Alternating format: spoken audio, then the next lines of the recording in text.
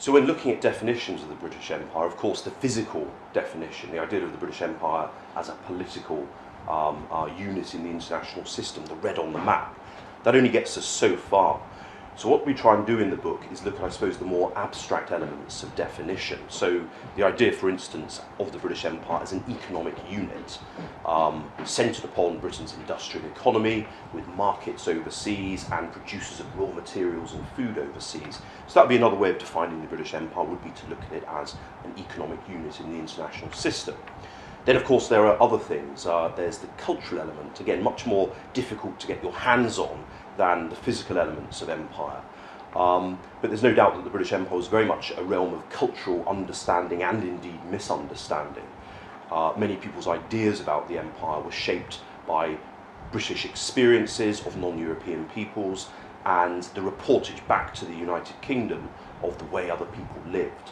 So there was a great deal of cultural sort of arrogance involved, and also the empire had a great deal of impact upon the cultures of a variety of different communities all over the world. Another way of defining and looking at the more abstract elements of the British Empire would be to look at it as a defence and security community. There was a coherent system of imperial defence, using, for example, the Royal Navy, protecting British merchant marine, obviously the sinews of empire being the trading routes, the sea lines of communication around the world.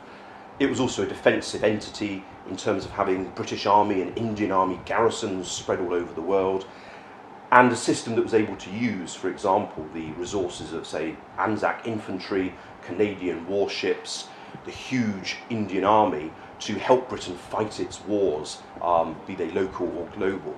So the idea of the British Empire as a strategic and defensive unit. Also, of course, the British Empire was very much a transformer of the world, a transformer of the natural environment and the built environment. So I think this is another very important definition.